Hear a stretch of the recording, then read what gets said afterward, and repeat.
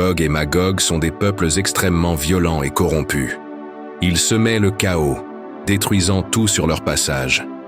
Ceux sont des êtres impitoyables, dont la violence et les actions dévastatrices ne connaissaient aucune limite. Leur soif insatiable de conquête et leur brutalité n'ont aucune limite.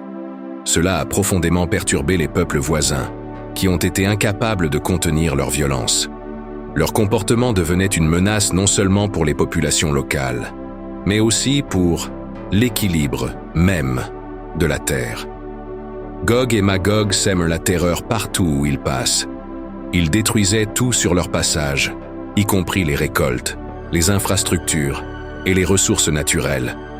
Leur but était de détruire tout ce qui avait de la valeur pour les autres peuples. Mais pourquoi Gog et Magog sont-ils enfermés derrière un mur? Dans les récits antiques et spirituels, Gog et Magog représentent un peuple mystérieux, connu pour sa sauvagerie et ses actions destructrices. Leur histoire est profondément ancrée dans les traditions islamiques et bibliques, et la question de savoir pourquoi ils ont été enfermés derrière un mur reste centrale pour comprendre le dessein divin. Gog et Magog étaient des peuples extrêmement violents et corrompus. Ils semaient le chaos, détruisant tout sur leur passage et oppressant les autres nations. Ils dévoraient les bétails des autres peuples, notamment les vaches, moutons et autres animaux domestiques. Ils ne se contentaient pas de détruire les biens matériels, mais qu'ils étaient également cruels envers les innocents, y compris les enfants. Ce sont des actes d'une barbarie extrême qui ont profondément choqué les peuples voisins, d'où l'appel à Zul-Qarnayn pour les protéger. Un roi parmi les rois, mais aussi un dirigeant d'une sagesse hors du commun. Cet homme, c'est Zul-Qarnayn, un nom qui résonne à travers les âges, porté par celui dont les exploits ont traversé les civilisations et les époques. Mais comment cet homme est-il arrivé à un lieu où il a dû poser les fondations d'une barrière, une structure colossale, destinée à arrêter des forces impitoyables, des peuples sauvages et cruels comme Gog et Magog? L'histoire de Zul-Qarnayn ne commence pas dans un simple palais ou au cœur d'une capitale puissante, mais dans les terres lointaines, celles qui étaient encore méconnues des civilisations de son époque. Ce n'est pas un simple voyage de conquête, mais un chemin guidé par une mission divine, où l'homme se retrouve à la croisée des chemins entre sa sagesse, son autorité et la protection des innocents. Il se rend dans des contrées inexplorées, à travers des mers tumultueuses, des montagnes inaccessibles et des peuples en souffrance. Il se dirigeait vers une menace grandissante, Gog et Magog, des peuples dont la cruauté n'a d'égal que la soif insatiable de destruction. Là où d'autres auraient échoué, Zul-Qarnayn, protégé par la guidance divine, avance avec une seule pensée: protéger les innocents et empêcher le chaos de détruire tout sur son passage. Son arrivée à ce lieu où il construira le fameux mur n'est pas le fruit du hasard. C'est un chemin pavé de défis, de lutte contre les ténèbres et d'épreuves spirituelles. Les populations souffrantes ont supplié Zul-Qarnayn de les protéger contre les attaques incessantes de Gog et Magog, qui, armés de leur barbarie, menaçaient la paix du monde. Ils n'avaient d'autre choix que de se tourner vers Zul-Qarnayn, implorant sa sagesse pour trouver une solution définitive à ce problème. Face à cette situation désastreuse, Zul-Qarnayn a pris une décision radicale: construire un mur colossal pour enfermer Gog et Magog, afin de les contenir et d'empêcher qu'ils ne détruisent davantage la civilisation.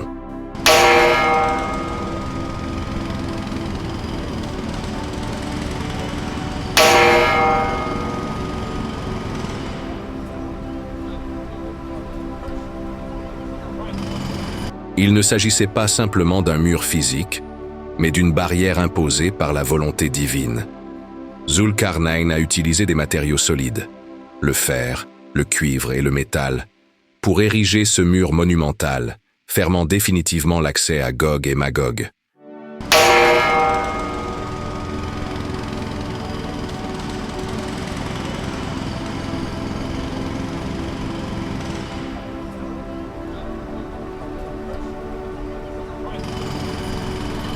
Le but n'était pas seulement de protéger les peuples voisins, mais aussi d'éviter qu'une force aussi corrompue ne puisse détruire davantage l'humanité.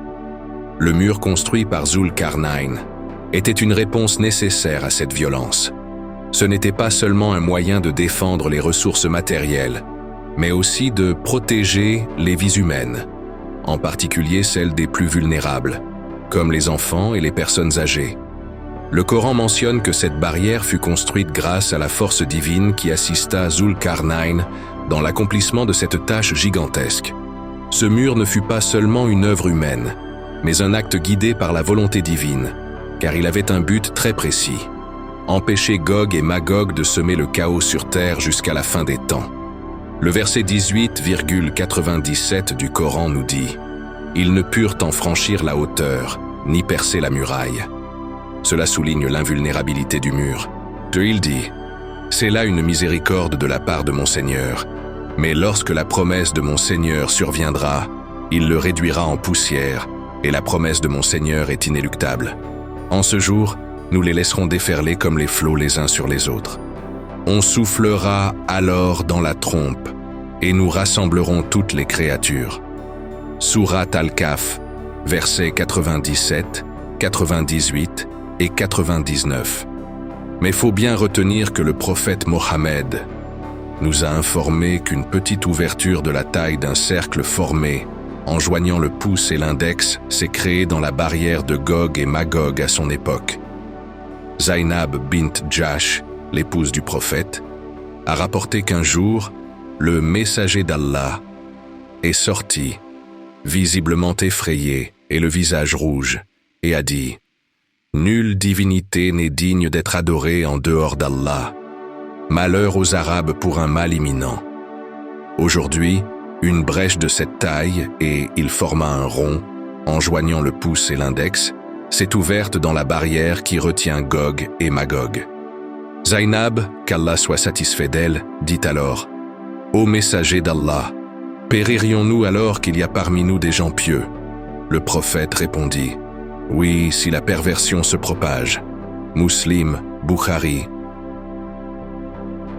Lorsque l'heure approche, et les signes du jour dernier deviennent de plus en plus clairs, après la descente de Jésus, Isa alayhi salam, prophète bien-aimé, qui reviendra sur terre pour accomplir une mission divine, une confrontation décisive se prépare entre le Dajjal, l'Antéchrist, et les forces de la vérité. Ce moment est gravé dans les écrits sacrés et les hadiths, où il est décrit que le Dajjal, un homme impie, prétendant être divin, se déploie avec ses forces pour semer la corruption sur terre. Mais, lorsque Jésus le rencontrera, une scène de confrontation spectaculaire se déroulera. Le Dajjal, voyant Jésus descendre du ciel, prendra peur et, dans une fuite désespérée, commencera à courir. Il sait que son heure est venue. Jésus, le Messie, sans hésitation, le poursuivra. Ce n'est pas un simple combat physique, mais une bataille spirituelle où le Dajjal ne peut échapper à la justice divine.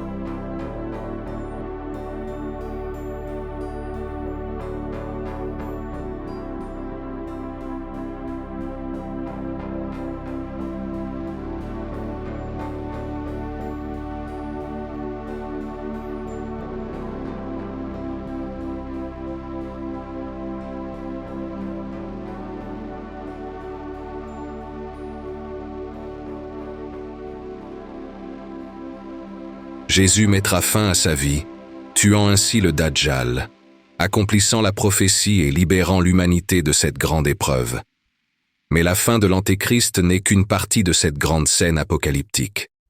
Allah informera alors Jésus et le Mahdi, le guide spirituel, que l'heure approche et que la libération de Gog et Magog, Ya'juj wa Ma'juj, est imminente. Ces peuples barbares, enfermés derrière un mur depuis des siècles par Zulkarnain, seront finalement libérés et commenceront à répandre le chaos une fois de plus. Alors que les Gog et Magog surgiront de leur prison, l'humanité sera confrontée à un défi sans précédent. Mais, comme toujours, ceux qui suivront les vrais guides, Jésus et le Mahdi, seront les derniers remparts contre ce fléau. Allah avertira Jésus et le Mahdi que cette menace est imminente et qu'ils doivent se réfugier dans une montagne isolée, une montagne située dans un monde reculé, un lieu de retraite et de sécurité divine, où Allah leur offrira protection contre la violence de Gog et Magog. Ce refuge devient leur dernier espoir face à la dévastation qui les entoure. Le Coran et les hadiths ne nous disent pas précisément où se trouve cette montagne, mais elle symbolise un sanctuaire divin, un lieu où la guidance d'Allah protège les justes des assauts des peuples barbares. Jésus et le Mahdi, ainsi accompagnés des croyants fidèles, se réfugieront dans ce lieu sacré, dans l'attente de la grande bataille finale. Les peuples de Gog et Magog dévasteront la terre, mais Jésus et le Mahdi resteront dans ce monde caché, sous la protection divine, prêts à jouer leur rôle dans l'accomplissement ultime des prophéties. C'est dans ce cadre que Allah révélera la véritable fin de Gog et Magog et la libération de l'humanité de ce fléau. Ainsi, la barrière tombera et Gog et Magog seront libérés. Ces peuples dévastateurs, célèbres pour leur cruauté, leur soif de destruction et leur chaos sans fin, vont émerger avec une violence inouïe. Mais avant que leur invasion ne commence, il se passe quelque chose d'étrange et de terrifiant. Lors de leur sortie, le premier groupe de Gog et Magog, assoiffés et impitoyables, se précipite sur les sources d'eau les plus proches. Ils boivent tout l'océan qu'ils trouvent, vidant les rivières, les lacs et les réservoirs, comme s'il s'agissait de simples gorgées. Rien ne peut les arrêter, et en un clin d'œil, toute l'eau disparaît. Le monde, déjà plongé dans la terreur, voit ses ressources naturelles dévastées par cette soif insatiable. Mais ce n'est pas tout. Le deuxième groupe de Gog et Magog, lorsqu'il sort, arrive sur le même terrain où l'eau avait existé auparavant. Ils cherchent désespérément, mais trouvent rien. Il ne reste que des traces, des souvenirs de ce qui fut autrefois une source vitale de vie. Ils s'étonnent et se disent « Il y avait de l'eau ici ». Mais tout a disparu. Ils ne comprennent pas, car leur soif de destruction ne leur permet pas de saisir l'ampleur de ce qu'ils ont laissé derrière eux. Le prophète Muhammad, paix et bénédiction d'Allah soit sur lui, a dit « Lorsque Gog et Magog sortiront, ils se précipiteront sur l'eau, et le premier groupe parmi eux boira toute l'eau. Et le dernier groupe dira « Il y avait de l'eau ici ». Le hadith est rapporté dans Sahih al-Bukhari et Sahih Muslim. Cette scène n'est pas simplement un détail dans l'histoire de la fin des temps. Elle symbolise la dévastation absolue que Gog et Magog laissent sur leur passage. Non seulement ils épuisent les ressources naturelles, mais ils marquent la terre de leur passage par la destruction totale. Le monde, déjà frappé par des calamités, est confronté à un futur incertain où même les éléments vitaux comme l'eau sont épuisés. Après leur libération, Gog et Magog, Ya'juj wa Ma'juj, s'étendent sur la terre comme une vague déchaînée. Rien ne peut leur résister. Ils détruisent tout sur leur passage. Les villes, les champs, les animaux et les hommes. Ils sèment un chaos indescriptible, vidant les ressources naturelles et provoquant un désespoir généralisé parmi ceux qui restent. Leur arrogance atteint son comble. Lorsqu'ils estiment avoir anéanti tout ce qui vit sur terre, ils lèvent les yeux vers le ciel et disent avec mépris « Nous avons tué les habitants de la terre, maintenant nous devons tuer les habitants du ciel. » Ils lancent alors des flèches vers le ciel. Allah, dans sa sagesse, décide de tester leur orgueil et fait retomber ses flèches ensanglantées sur eux. Voyant cela, ils s'écrient avec jubilation « Nous avons tué les habitants du ciel. » Mais leur arrogance ne dure pas longtemps. La situation des croyants sera telle qu'une tête de taureau aura plus de valeur à leurs yeux que 100 dinars pour l'un d'entre vous aujourd'hui. Alors, Jésus, le prophète d'Allah et ses compagnons invoqueront Allah avec ferveur, et Allah enverra contre leurs ennemis des vers qui leur dévoreront le cou. Allah met fin à leur règne de terreur d'une manière inattendue. Comme rapporté dans un hadith authentique, le prophète Muhammad, paix et bénédiction sur lui, a dit qu'Allah enverra sur eux une punition spécifique. Allah enverra des vers dans leur nuque ou derrière leur tête, et ces vers les détruiront. Les vers leur infligeront une mort subite et simultanée. montrant que leur force et leur nombre ne peuvent résister à la puissance d'Allah. Une terre remplie de Gog et Magog. Une fois morts, leur corps massif jonche la terre, au point où la terre devient sale et puante, remplie des cadavres de Gog et Magog. Le monde entier est submergé par leur présence morbide, et l'odeur insupportable rend la vie impossible. C'est alors qu'Allah répond à l'invocation de Jésus, Issa, paix sur lui, et des croyants. Jésus et les fidèles prient Allah de les libérer de cette calamité. Allah exauce leurs supplications en envoyant des oiseaux gigantesques qui emporteront les corps de Gog et Magog et les jetteront dans un lieu connu d'Allah seul. Ensuite, Allah fera descendre une pluie bénie qui nettoiera la terre, la purifiant de toutes les impuretés laissées par Gog et Magog. La terre retrouvera sa beauté originelle, et les croyants pourront enfin vivre en paix sous la guidance de Jésus, dans une époque de justice et de prospérité. Cette description est basée sur des hadiths authentiques rapportés par Sahih Muslim et d'autres sources fiables. Voici un extrait. Allah enverra Gog et Magog, qui se précipiteront de tous les endroits élevés. Le premier groupe passera près d'un lac et en boira toute l'eau. Le dernier groupe dira « Il y avait de l'eau ici ». Puis, ils lèveront les yeux vers le ciel et diront « Nous avons tué ceux qui sont sur la terre. Tuons maintenant ceux qui sont dans le ciel. » Ils lanceront leurs flèches vers le ciel, et Allah les fera retomber ensanglantés. Puis Allah enverra des vers dans leur cou ou leur tête, et ils mourront tous d'un coup. Sahih Muslim, livre 54, hadith 10. Ensuite, Allah envoie une pluie abondante et bénie, une pluie qui nettoie la terre de toutes les impuretés laissées par Gog et Magog. Cette pluie purifie non seulement le sol, mais aussi l'air, les montagnes, les rivières et les cœurs des croyants. La terre redevient prospère, luxuriante et verdoyante, semblable au paradis terrestre. Les croyants qui avaient souffert des épreuves des derniers jours peuvent enfin vivre en paix. Cette période marque le début d'une ère de justice, de prospérité et de bonheur sous la guidance de Jésus, Issa, paix sur lui. Après la disparition de Gog et Magog, Jésus, Issa, en tant que chef spirituel et leader de l'humanité, établit un règne de justice et de foi pure. Le prophète Muhammad, paix et bénédiction sur lui, a rapporté que Jésus vivra sur terre pendant 40 ans après son retour. Voici quelques caractéristiques de son règne. 1. Paix universelle. Sous son leadership, il n'y aura plus d'injustice, de guerre ou de corruption. Tous les conflits entre les nations cesseront, et les humains vivront en harmonie. Deuxième unité dans la foi. Jésus confirmera la vérité de l'islam, et tous les habitants de la terre accepteront l'unicité d'Allah. Il n'y aura plus de religion divergente, et l'adoration sera exclusivement consacrée à Allah. Troisième, la bénédiction de la terre. La terre produira ses fruits et ses richesses en abondance. Comme l'a décrit le prophète Muhammad, paix et bénédiction sur lui, une grenade suffira pour nourrir une grande foule, et le lait des animaux sera pur et abondant. Quatrième, élimination de l'idolâtrie. Toutes les croix et symboles associés à l'idolâtrie seront détruits. Jésus vivra comme un simple serviteur d'Allah, enseignant la foi pure.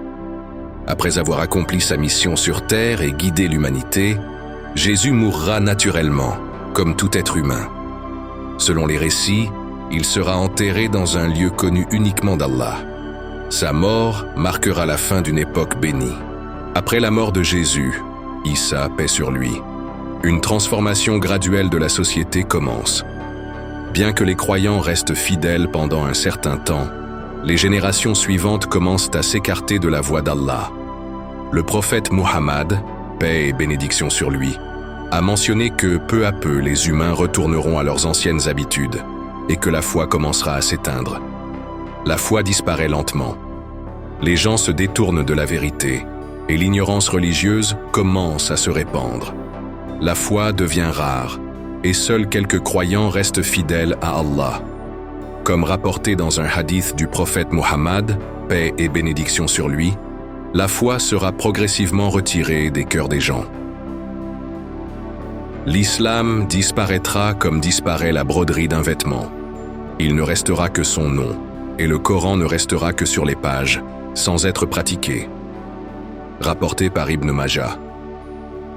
Les gens s'engageront dans des actes de désobéissance flagrants. L'alcool, la fornication et l'idolâtrie deviendront monnaie courante.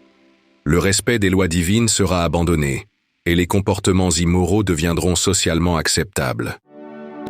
La vérité sera cachée, les relations familiales se dégraderont, et les gens ne se soucieront plus de leurs responsabilités envers Allah ou envers leurs semblables. L'approche de l'heure. Après la mort de Jésus, les signes majeurs de la fin des temps continuent de se dérouler. La fumée, le lever du soleil à l'ouest et d'autres événements prédits dans les hadiths annoncent l'arrivée imminente du jour du jugement. Le lever du soleil à l'ouest. Le soleil se lèvera un jour à l'ouest, un signe indéniable que le temps pour le repentir est révolu. Le prophète Muhammad, paix et bénédiction sur lui, a dit « Le jour du jugement ne viendra pas avant que le soleil ne se lève à l'ouest. Et lorsqu'il se lèvera à l'ouest, les gens verront cela. Mais leur foi ne leur sera d'aucune utilité à ce moment-là. » Sahih al-Bukhari et Sahih Muslim. L'apparition de la bête, Al-Dabba. Une bête extraordinaire émergera pour parler aux humains et marquer les croyants et les mécréants. Cela fera partie des ultimes avertissements divins. Le feu final. Un feu colossal apparaîtra depuis le Yémen, conduisant les humains vers leur dernier rassemblement avant la destruction totale de la terre. Lorsque le moment arrivera, Allah ordonnera la destruction de l'univers entier. Cette scène sera terrifiante et marquera la fin de tout ce qui existe. Le souffle de l'ange Israfil. L'ange Israfil soufflera dans la trompe. Assure. Ce premier souffle provoquera la destruction totale de la création. Lorsque la trompe retentira, tout ce qui est dans les cieux et sur la terre périra, sauf ceux qu'Allah voudra épargner. Sourate Az-Zumar 39-68. Les montagnes s'effondreront, devenant comme de la laine dispersée, et les océans s'enflammeront. Rien ne restera intact. Ceux qui seront encore vivants ressentiront une peur indescriptible. Mais il sera trop tard pour se repentir ou chercher le pardon. Le second souffle. Après une période connue seulement d'Allah, Israfil soufflera une seconde fois dans la trompe, marquant la résurrection de toute l'humanité pour le jugement. Cette période, après la mort de Gog et Magog et de Jésus, est une leçon profonde pour l'humanité. Elle nous enseigne que, malgré les épreuves et les calamités, Allah offre toujours des périodes de miséricorde et de paix. Mais elle nous rappelle également la fragilité de l'homme, qui oublie vite les bénédictions d'Allah et retourne à ses anciennes erreurs.